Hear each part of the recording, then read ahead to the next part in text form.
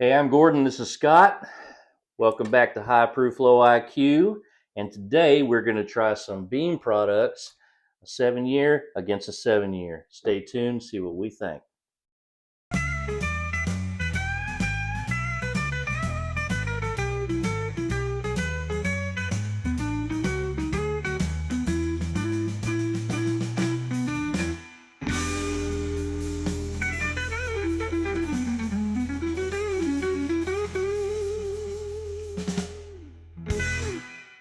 Hey guys, welcome to High Proof Low IQ. I'm Scott, I'm Gordon. and we're going to look at a couple of bottles today. We have a couple of Beam products here. This is the Old Granddad 7-year bottled in bond, and we have the Baker's 7-year limited release. And the interesting thing about these two is they're High Rye mash bills. So we thought it'd be interesting. They're both 7-year, even though this actually is a little bit older than 7-year. Limited releases, I'm just going to compare here. You've probably all seen the Baker's 7-year single barrels out there. And these are considered not so much limited releases, whereas this is a limited release. But they're 107 proof. This is 100 proof. Obviously, this is 107 proof. This is easy to find. These are becoming more easy to find, even though they're considered limited release.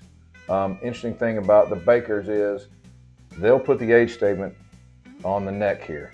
And even though it says 7-year, just like that does, it's never exactly 7-year. This particular one is, I believe, and I can't see because I'm old, 8 years, 1 month. Okay. So this actually has a whole other year on it. This one, which is the one we're going to be tasting, is 7 years, 9 months. So you get a lot of times an older product than what the label says. It just has to be, they want to be consistent with their labels, and you have to have the minimum age statement in it if it's blended or a batch, which this is a single barrel. So we just thought it'd be cool because we've got High Rye mash bill against High Rye mash bill, which this is not considered a High Rye mash bill. They put this out as a High Rye mash bill version of this. So we're going to get started and comparing. All right. So we believe, we don't know this for sure, but we're pretty certain that these are both the same mash bill. Obviously, this is single barrel, like Scott said, and this one is not. It's a batch because it's a bottled in bond. The interesting thing is the price on this one is about $40 to $45, depending on where you live, and maybe a little more if it's harder to find where you live. The price on this, what do you think the price on this is? 65 I think bucks, I think it's, you can find it on some shelves now. I've actually picked this one up at the distillery before they were out on the shelves more available, but I think probably on the shelves you're looking at about 60 to 70 bucks, give or take. Yeah, I think so. The first bottle I got this maybe, I guess I got one about a week before you did, but my brother who lives in Indiana, he lives in Ohio, they get some weird pricing, and also sometimes they get things before we do here in Southeast Tennessee, and sometimes way later. But this one was way earlier, and he called me up and asked me if I was interested in it, and we hadn't seen it on the shelf, so I told him to go ahead and pick it up for me. And I think he paid between 60 and 65 bucks. Bet your mileage may vary. All right, so obviously there's a big price difference between these two, so we're expecting and this is a single barrel, 100 proof, and this one is 107, and so we're expecting this one to be better, and we'll see. Yeah, that's exactly right. Not had this open in a while. I remember, I bought it, tried it, liked it a lot. I have heard mixed reviews on it. I think most everybody likes it that I know, but some of them have said it's not what they expected for the money, which to me, 60 to 70 bucks is not that big of a deal. And I'm not saying I got all the money in the world, but a good bottle of bourbon for 60 to 70 bucks is just fine. I agree. If you're a collector or an enthusiast, then obviously you're willing to spend a little bit of money. Hopefully you're wanting to spend a little bit of money and get a lot of value for your money. And in this case, I think that's what you're getting. It may not be what you wanted, but I think it's still worth the price. And I like High Rye mash bills, and so I enjoy it quite a bit. So I was going to say this one, and I might have already said it. This one, it says it's a limited release on the label. I don't know what that means. usually, or you would think limited release means there's not that much of it, and maybe they only release it every so often. But in this case, that's probably the case, but it has shown up a lot more on shelves than I would have thought a limited release would have shown up. So as I said, I got it at the distillery thinking it might not be that available on the shelf in my neck of the woods, and lo and behold, it was. Well, and at the time he got this, it was not available in Southeast Tennessee, at least not it was not a at our little while stores. after. It was probably a couple months after, but I just saw it one day and boom, I was like, well, and then I just saw it started to sprinkle around other shelves around town. So yeah, and when this hit the shelf in our area, it flew out. I mean, stores would get it and it was gone in a couple of days.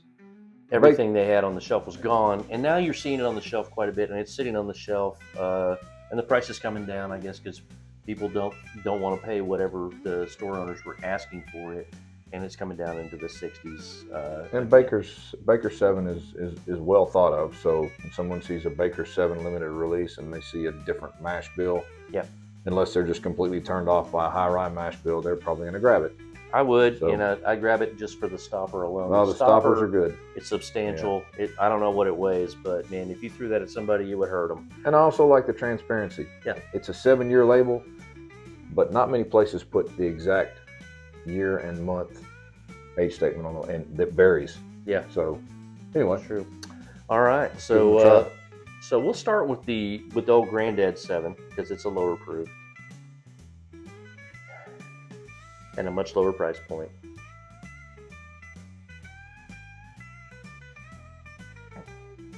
I think on the nose on this one, I get it's sweet, and I get a little bit of tannins. It's a little sweeter than I remembered it being. Right. Even though I've tried it very recently. So yeah.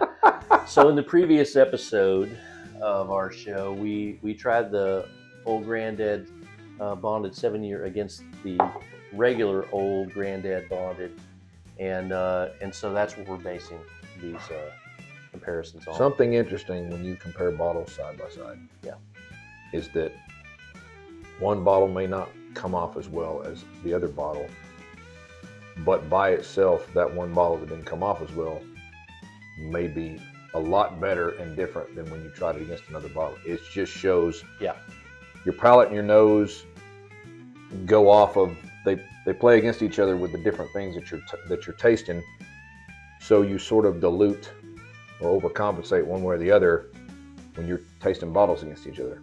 Yeah. So one, you may pour one up and be, this is awesome. Then you may taste it against another one right side by side, and you're like, I don't remember that. That's not as good as I remembered, or that's a lot better than I remembered. And I will say this, sometimes you'll get a bottle that you think is going to do great in a competition, and when you blind it against some other bottles, it doesn't do as well as you think. And I think a lot of that is, we pick our favorites, right? And so it's just like sports teams. We pick our favorite sports teams, and we root for them, and we say, when they don't do well, we say, yeah, but you suck. But one play or the officials were against us. But in a blind, you cannot lie to yourself. And so we're not doing this blind, but on a side by side, I'm expecting the Bakers to be better, but we'll see. I like the nose on the Bakers better. Yeah, I do. Instantly. I mean, instantly. It's much sweeter. It just hits. There's a little soft vanilla to it that I don't get off that at all. And there's the vanilla. I was struggling to come up with what that was, but that is vanilla. And maybe the mash bills are different. They're both High Rye, but maybe they are different, which, Yeah. And that might be exactly 7 years, whereas this is over 8 years. This was in the barrel for one more year. 8 years and a month. So 8 years? I thought it was... it's a 7-year, but it's got... years, you're right. This 7 is years, 7 9 years, 9 months. months. So it's almost the a other year. one that I have off camera that I brought out a minute ago. It's almost a year older. Yeah, almost a year older. Yeah. All right. But yeah, the nose is much better.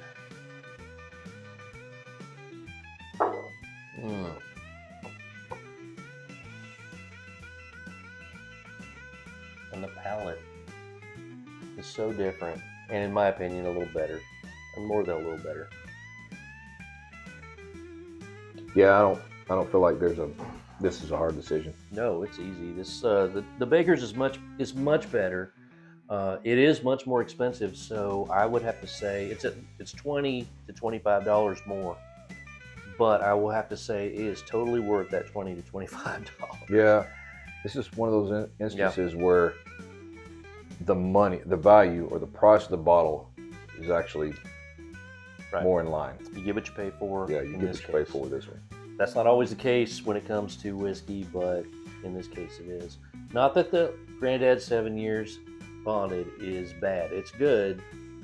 It costs about $40 to $45, but I will say for $40 to $45, it's worth it. For $65, totally worth it. And Baker's just, I've always been a fan of their stuff. Yeah. The Baker's 7 year, this being 8 year, 1 month, sorry, or 9 months, whatever the heck it is. 8 years, 1 month. I'll get it mixed up. Anyway, the Baker 7, regular Baker 7, I love. I've got several bottles and I love them. So that's why when I saw this one, I was like, I got to try that one. They got a Baker's 13, which is, in my opinion, better than both of those. So it's, all right, you're going to blend here. We're going to blend. All right. We're going to do an infinity glass. All right. Just for giggles.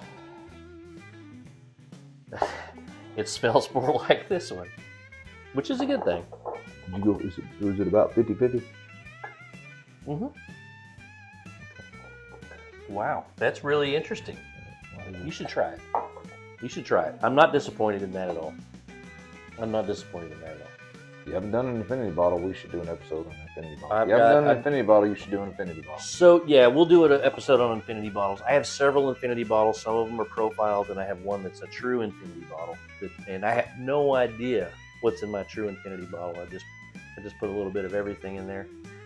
Also, we're going to start up an infinity barrel here pretty soon, and that is going to be really interesting. We've got some friends that are willing to donate some of the bottles that they're not very fond of, or that they just don't drink much, and they're willing to part with. And they also, if they pour a bottle in there, they can get a bottle out anytime they want. So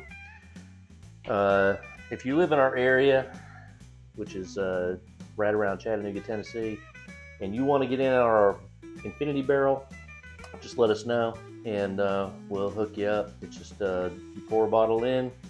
If you want to get some out anytime you want, you can go ahead and get some out anytime you want. That's right. All right. So what do you think of your infinity glass? Your blend. It smells pretty good, doesn't it? Yeah.